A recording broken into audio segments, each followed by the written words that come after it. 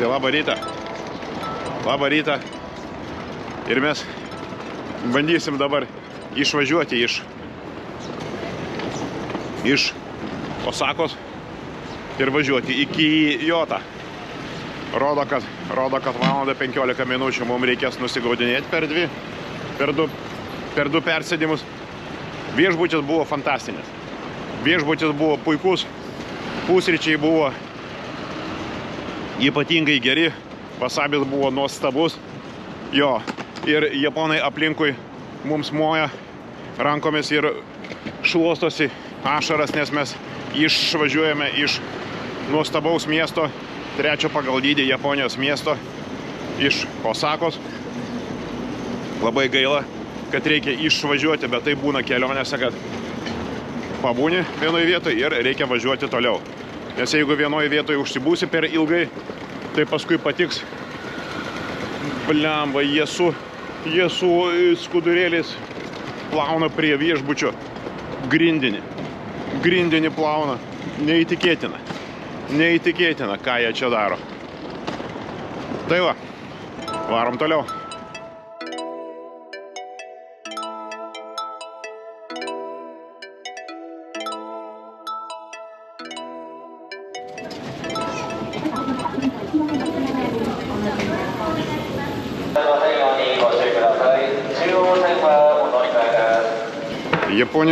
Japonijos metro turi ypatingą pramogą. Tai yra anspaudų kolekcionavimą. Personalinius anspaudus turi žmonės čia kaip parašas, kaip identifikacijos priemonė, kaip nuo pilnametystės metu jie ten gauna tos kažkokius tai anspaudus, bet ne apie tai. Metro irgi turi anspaudus ir mes tos anspaudus kolekcionuojam. Labai smagi pramoga, nes reikia bėgti, reikia surasti, kur tie anspaudai yra. Čia kaip žaidimas yra. Taip.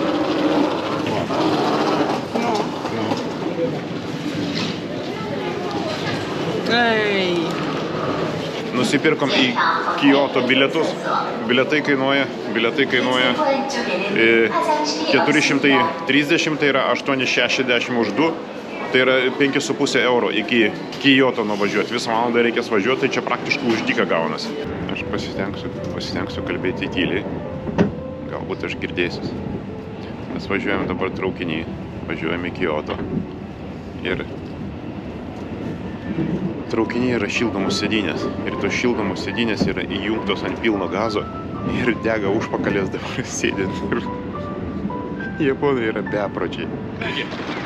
Tai gerą dieną ir mes Kijote. Tai yra dar vienoj buvusioj Japonijos sostinė. Osaka buvusi sostinė, dabar Kijotas, o paskui bus Edo. Jau esama sostinė. Ne, Edo buvusi sostinė, tokies yra. Esama sostinė, bet čia vienas ir tas pats. Tai va, einam per tiltą, einam iki viešbučio. Viešbutyje yra self-check-inas vadinasi. Tai tam, kad darbuotojams nemokėti pinigų, tai kaip savitarnos kasoj, blemba. Bandysim patys patekti į tą viešbutį be jokių žmonių. Kelionė traukiniu neprailgo visai. Pasidėjom ant šildomų sėdynių, biškį pasnaudėm kartu su japonais, kurie irgi aplinkui snaudė. Ir valandžiukę, ir žyptimės ir vietoj. Ir kokį mes gavom antspaudą. Kokį aš paprašiau stoty, kokį davė milžinišką nuostabų antspaudą mums į bloknotą. Koks gėris yra. O, labai gerai. Tai va, gerai, kur tas viešbutis yra velnė, žino, einam pasižiūrėdama. Visur absoliučiai totaliai yra suklotas naujas asfaltas. Ir kiek aš prieš tai skaičiau, jie tą asfaltą keičia maždaug po 2-3 kartus per metus visur. Nes visuose ir mažuose gatvelėse, ir didelėse gatvelėse, čia dabar, čia už manęs, kur einam, irgi yra naujas, blizgantis, lygus asfaltas. Nei dobelės nėra. Gal pas juos to asfalto daug yra, gal jie išsikasa jo, ar jiem jūra pripučia to asfalto daug, bet asfalto pas juos čia yra žiauriai daug. Japonų asfalto menas va čia yra. Šitas užrašas sako, kad jūs einate teisingai ir jūsų viešbutis jau yra visai šalia. Palauk, čia kartais ne mūsų viešbutis, Bliamba, reikia. Gerai, aš negaliu dabar kalbėti, nes mes praeisim mūsų viešbutį kiaurai. Mes apsigyvenom. Dar vienas nuostabus viešbutis Japonijoje. Realiai dar vienas fantastinis viešbutis Japonijoje. Pagal Japoniją yra didelis kambarys, viskas yra tvarkoj, self-check-inas veikia, visokius kodukus mes turim, tuos kodukus visur suvedžiau ir viskas veikia, durys užsidaro, durys atsidaro. Labai gerai, einam iki miesto centro. Kyotas labai gražus ir visai kitoks negu Osaka.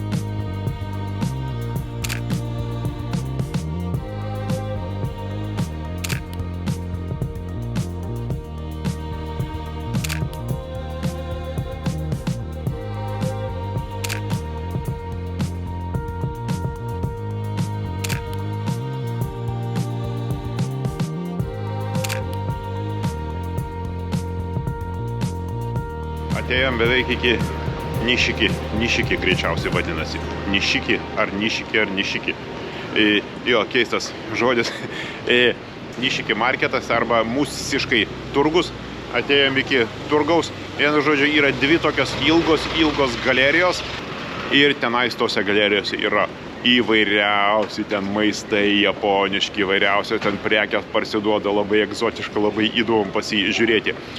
Kyotas yra kitokios nuotaikos negu Osaka. Kitokie žmonės, kitokia architektūra ir viskas yra labai įdomu.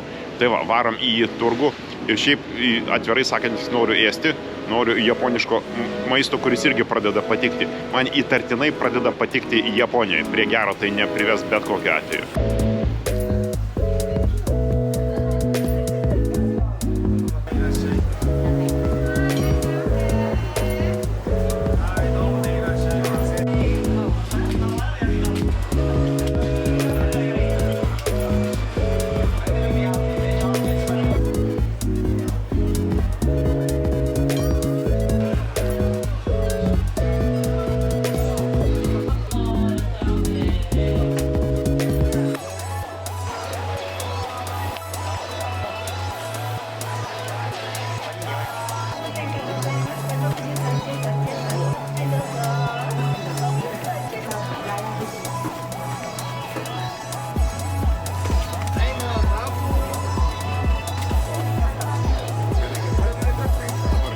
Įkalėm dabar pupų arbatos.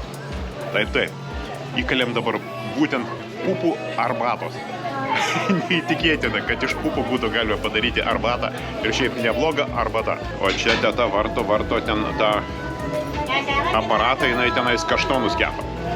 Jinai ten kepa kaštonus, o čia kita atseit duoda visiems paragauti. Žmonių yra milijonas ten.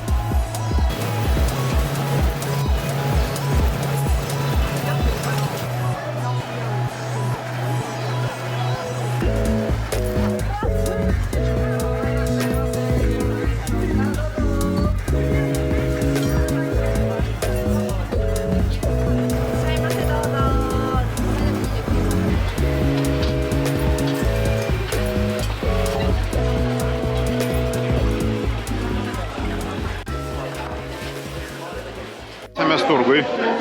Ir beveik visur labai aiškiai užrašyta yra, kad cash only. Visur yra užrašyta, kad būkit malonus susimokėti grinais. Tai va tie visi mitai, kad Japonija čia su kortelė visur gali sumokėti, yra netiesa. Daug kur susidurėm su tom, kad reikia mokėti grinais. Jo, tai grinų pinigų Japonijoje reikia turėti ir mačiau patys Japonai traukia iš piniginės kupiūras, monetas ir atsiskaitinėja irgi grinais. Labą rytą. Mes vis dar nuostabiam mieste, kuris vadinasi Kioto. 3 laipsniai šilumos, žiema kaip ne kaip Japonijoje. Einam per naują asfaltą. Einam link į Kioto pagrindinės stoties. Japonai iš pat ryto sudėję tvarkingai visokias šiukšlės. Reiškia atvažiuos blizganti šiukšlinė, kurį jas surinks. Išsimiegojom viešbutyje fantastiškai. Viešbutis nuostabus, Kiotas gražus. Japonija labai tinkama gyventi normaliem žmonėm. Ir normaliem japonam. Ir tokiem žmonėm kaip mes. Mes šiaip galėtume Japonijoje gyventi, turbūt. Ne? Negalėtume. Lietuva geriausia. Ne, nu taip, Lietuvoje vienareikšmiškai geriausia, nes Lietuva turi Vingio parką.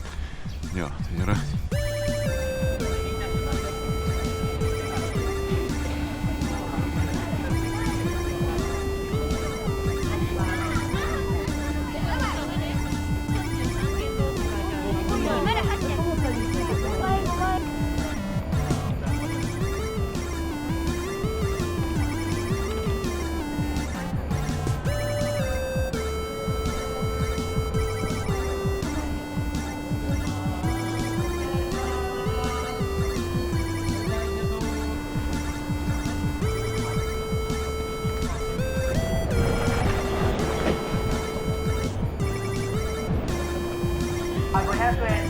先払いになります。現金または IC カードでご準備ください。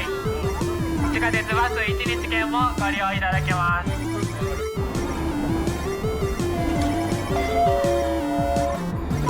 今日も JR 西日本をご利用ください。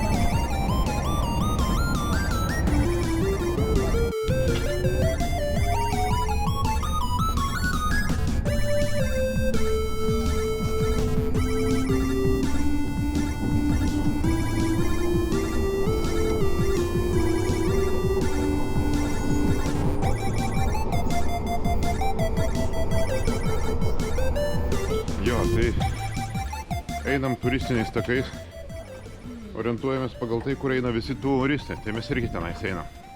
Einam iki bambukų miško, čia tų bambukų miškų yra daug, bet šitas yra lankytina vieta. Atvažiavom traukinuku, važiavom gal minučių 15, sumokėjom 3 eurus už 2. Tai, blembas, Japonijos traukiniai, Japonijos viešasis transportas yra praktiškai užžydyka tave veža. Puikiai visur, nes kainos yra juokingos. Vilniui truliko talonėlis kainuoja brangiau negu čia traukinys iki bambukų miško.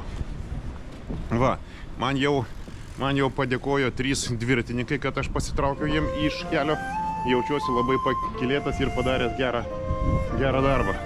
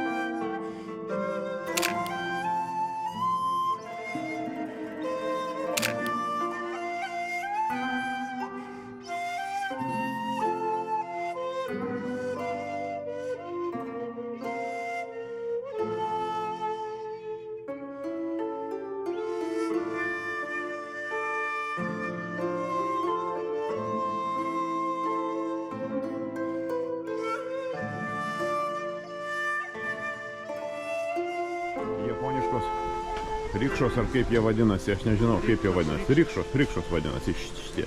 Jo, laukia jie čia klientų. By accident, yeah, like climate change, right? Yeah. I get that, yeah. Laukia jie čia klientų, čia važiuoja traukinys, užsidaro semaforas šitas ir bambuko miškas eina toliau. Bet tai žmonių, mama mija. Nu ką padarysi? Visigi nori kaip ir mes pamatyti šitą bambuko mišką. Labai geras garsas, kai vėjas papučia. Viršui tas bambukas daužosi vienas į kitą ir jie skleidžia tokį garsą, kur niekad tokio garso nesugirdėjęs, kad tai būtų. Ten vienas japonų rikšos vairuotojas tempė savo tą vežimėlį ir ten sėdėjo 2 milžiniškos tetos, tokios milžiniškos ir jisai vos jisai tempė tą vežimą. Nu ką, žinau, nu come on, kažkaip nekaip viskas atrodo. Mylėkim žmonės vieni kitus, ne? Jo, kažkaip žmonės, nu vaikščioti yra sveika. Vaikščioti yra sveika ir fainai. Šiaip tai yra šalta. Aš dabar gal laipsniai yra 4, kokie 5, bet yra šaltas ledinis vėjas. Nusipirkom karštos arbatos ir karštos kavos automatė. Čia kava. Pas tave kava, o pas mane arbata. Jo, arbata kainavo 140, priminsiu, kad 160 yra 1 euras.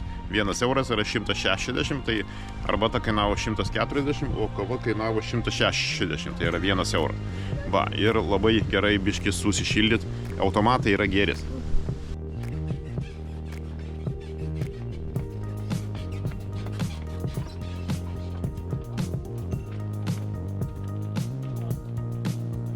Aš taip manau, kad visi žino istoriją apie 7 samurajus. Tai šitas miestelis Toša Šiteno. Šitas miestelis panašu, kad turi savo 4 samurajus. Ir tiem 4 samurajam yra pastatytas monumentas, pastatytas paminklas ir jiem visi krauna pinigėlių. Va, čia yra visa apačia nusėta monetomis. Gražus vaizdas. Ir ten ant kalno, ten toliau ant kalno, ten yra miškas ir ten yra sniegas. Ant kalno yra sniegas, labai gražiai atrodo, tarp medžių yra prisnigta. Gražus vaizdas, labai pirmą kartą Japonijoje pamatėm sniegą ant kalno. Žiauriai gražu yra. Labai japoniškas, graviūriškas vaizdas. Jo, einam iki šventyklos, kurią aš labai norėjau pamatyti su daug akmeninių stabukų. Atėjome į šitą šventyklą, sumokėjom 1000 jenų už 2 bilietėlį po 500 ir kai čia įspūdingai atrodo viskas. Nesveikai čia atrodo gražiai. Tai tie visi balvonėliai, kiek aš suprantu, čia yra antkapiai buvę. Jo, tie stabiukai. Tai yra buvę antkapiai ir jų čia yra milijonas.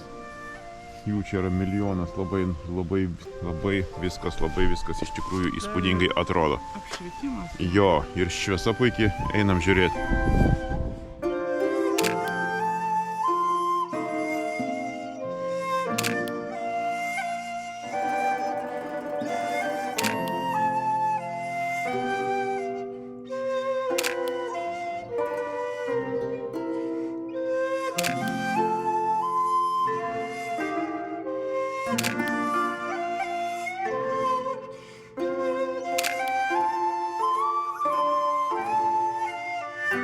Antspaudų kolekcionavimas tęsiasi. Jo, čia yra šventyklai. Į šventyklos vidų užėjus, susimokėjus pinigėlį, tau uždės antspaudą ir gali kažką užrašyti. Va, kviečia jau mus. O, rašyk.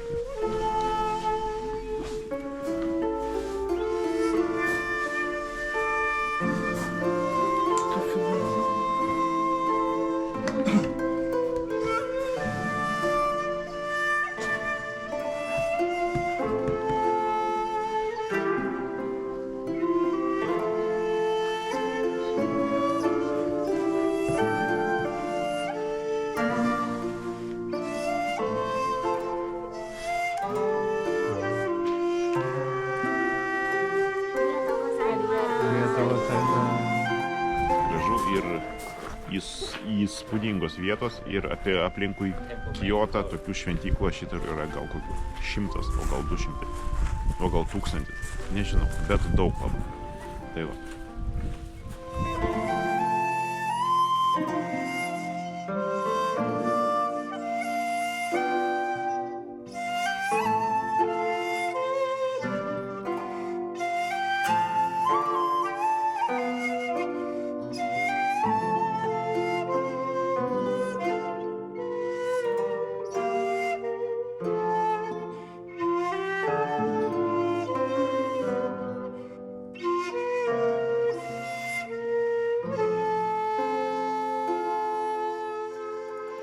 Aplankėm tą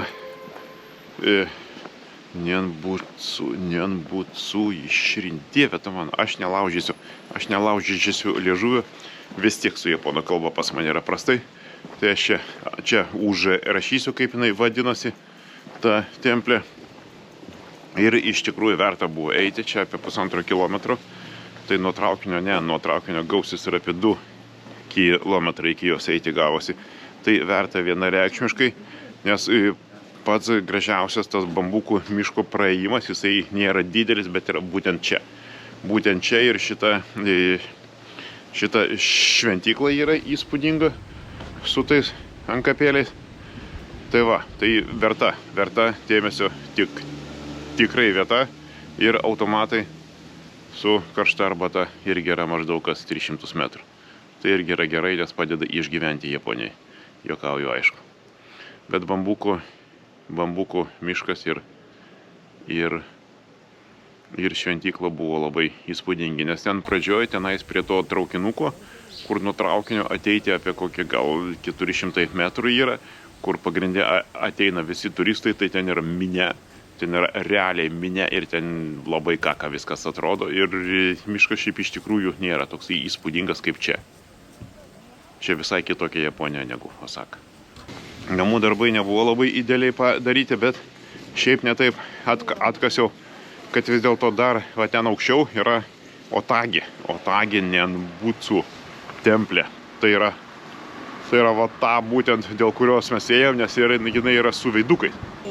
Tai va, tai 700 metrų iki jos, dar mums čia reikėtų paėjėti į kalniuką.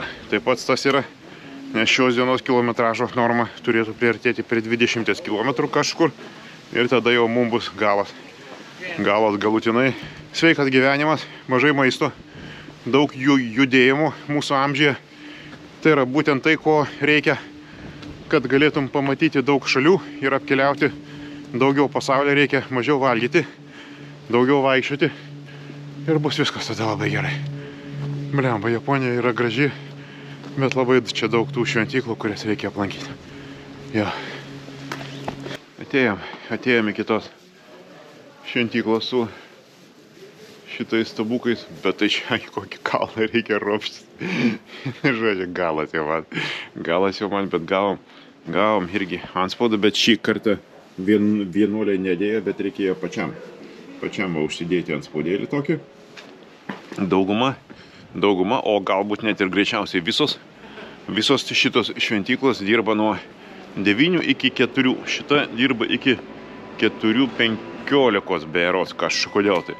Tai va, tai 4 valandą jau viskas užsidaro ir jau tada čianais nebeįeisi. Jo.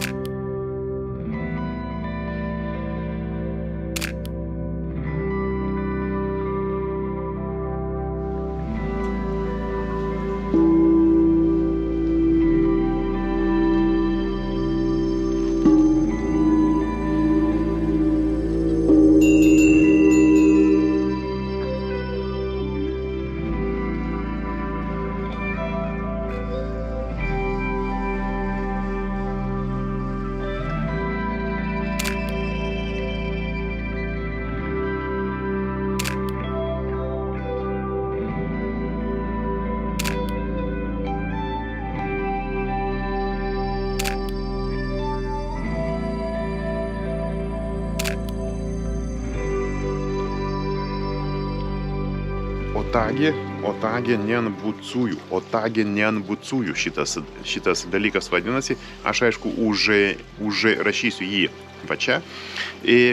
Tai Otagė nenbucųjų yra šventykla. Nuo 8 amžiaus šita vieta yra šventykla. Ja kelis kartus buvo sugriuvusi upė, kai buvo potvynis, paskui per pilietinį karą jinai buvo sugriuvusi, bet ją vis atstatinėjo ir šventykla čia buvo visą laiką. Visas įdomumas prasidėjo maždaug 1960 metais ir vėliau, kai skulptorius ir lietuviškai taip vadinamasis būtų dievdirbys, kuris darė religinės skulptūras, tapo vienuoliu. Kai jisai tapo vienuoliu, jisai buvo paskirtas šitos šventyklos, mūsiškai kalbant, šventyklų. Taip atrodo. Nu taip, jisai buvo paskirtas šitos šventyklos šventykų ir kadangi jisai buvo skulptorius, drožėjas, menininkas, jisai padarė ką? Jisai pradėjo kviesti įvairius Japonijos skulptorius tam, kad jie galėtų čia drožti šitas skulptūras. Šitos skulptūros vadinasi Budos mokiniai. Bendrinis pavadinimas yra Budos mokiniai ir įvairūs menininkai drožė šitas skulptūras. Viso čia jų yra 1200, maždaug aš taip įtariu, kad jų daugėja, nes ten į viršų dar toliau stato taką ir lygtai ten bus dar daugiau skulptūrų viršui. Čia yra jo pačio to skulptoriaus skulptūros ir tų jo mokinių. Kitaip kalbant, vyko meniniai plenerai, kaip būna pas mus, arba simpoziumai skulptorių vyko, kaip populiaru pavadinti, ir jie čionais drožė tas skulptūras. Pats šventikas ir autorius šitų skulptūrų skatino, kad būtų išreikštos skirtingos nuotaikos tose skulptūrose, skirtingi būtų veidai, kad jos būtų personifikuotos arba pagal patį autorių, arba tai, ką jie norėjo pasakyti. Vienu žodžiu, išėjo toks kliukas. Išėjo tokia meninė instaliacija čionais. Ir meninė, ir religinė, kaip nori ją gali pavadinti, bet vaizdas iš tikrųjų yra nerealus. Ir pagal viską čia yra šiaurinė pusė. Šitas kalnas yra šiaurinė pusė jo. Ir čia jos pakankamai greitai apsamanyja.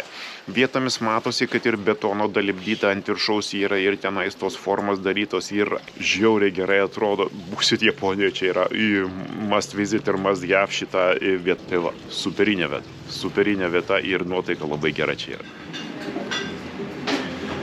Tai vienu žodžiu reikia valgyti. Reikia kažką valgyti, nes bus galas. Kai visą dieną gyveni ant vieno ryžių paplotėlio, tai galas gali ateiti labai netikėtai. Tai vienu žodžiu, kažkokią tai dienos patiekalą mes suradom, labai jauki kavinė, čia yra šilta, nešalta. Ir su autobusu mes atvažiavom, mes atsistojom, pasižiūrėjom, jeigu stovi žmonės ir laukia autobuso, reiškia, tas autobusas tave kažkur nuveš. Taip ir atsitiko, jisai mus atvežė netoli stoties, ten, kur mums reikėjo, į miestą, kur mums reikėjo. Už autobusą mes sumokėjom po 230, tai sumokėjom 460 už autobusą, tai yra apie 3 eurus kažkur. Apie 3 eurus sumokėjom už autobusą, kuris mus čia atvežė, ir dabar dar mums liko su traukiniu nusigauti paskui iki Kyoto. Mums pila vandenį ir bus vištiena, bus japoniška vištiena su kažkokiais japoniškais ryžiais ir su dar kažkokiom japoniškom salotom. Nuostabu, labai gerai. Maisto kaina kokia pas mus yra?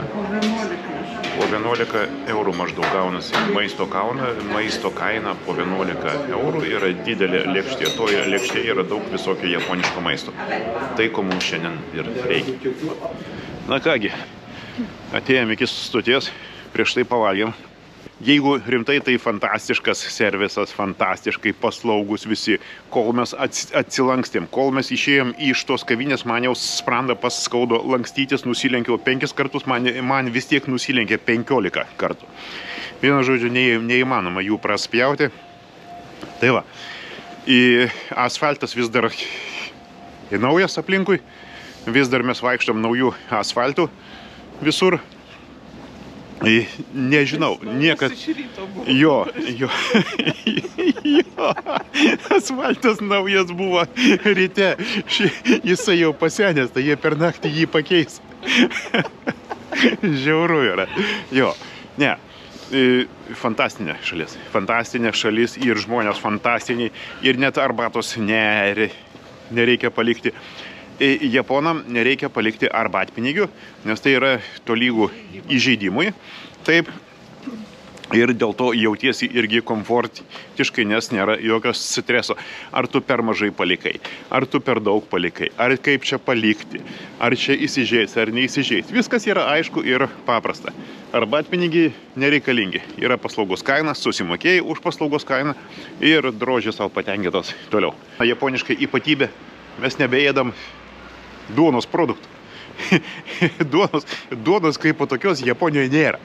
Arba aš vis nemačiau, porą kartų bandelę kažkokią valgym, bet duonos taip kaip namie, kai bepratis ėdė be jokio reikalo tą duoną, tai Japonijoje duonos nėra ir Japonija yra nuostabi, nes tu vaikštai daug, mažai valgai, neėdi duonos ir sveikai gyveni.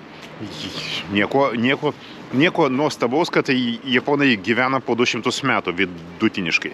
Tai taip, nu. Vidutiniškai.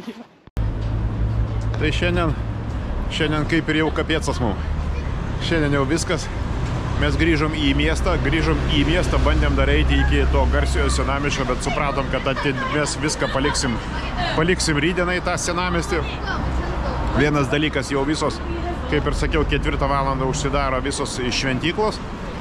Ir jau kapėcas jau niekur nebepateksi, tai jau tada rytoj. O šiandien dar eisim zombinėti po miestą. Nes šiaip čia yra kur zombinėti ir baisiai įdomu viskas. Čia yra, mes esam vėl netoli garsiojo Nišiki marketo su nuostabiu pavadinimu. Ir šalia jo yra dar tokios ilgos grandiozinės galerijos, kur yra kažkokios keistos parduotuvės, kažkokie briedai. Nu, nesvarbu. Einam zombinėti, šitas pasaulis yra afigenas, tokio pasaulio mes nematėm, labai yra įdomu. Tai va, eisim pasižiūrėti ir gal kažką dar įdomaus pamatysim.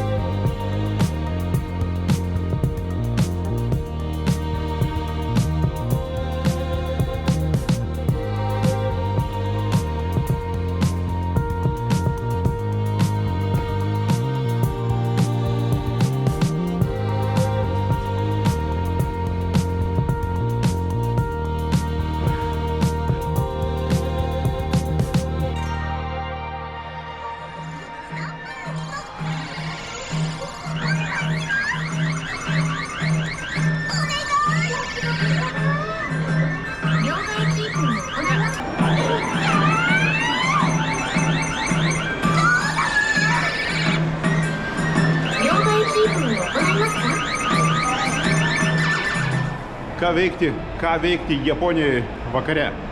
Japonijoje vakare reikia pradėti. Čia yra instrukcija, ką veikti Japonijoje vakare. Reikia pradėti nuo žaidimų, laimi kažką, paskui eini į prošopą, aš nežinau, kas yra prošopas, paskui eini į karaoke, dartai, biliardas, bowlingas, Čia yra 7 aukštai. Ir paskui vėl žemyn ir tada vėl žaidimai. Bowlingas yra šiza, čia yra visiška.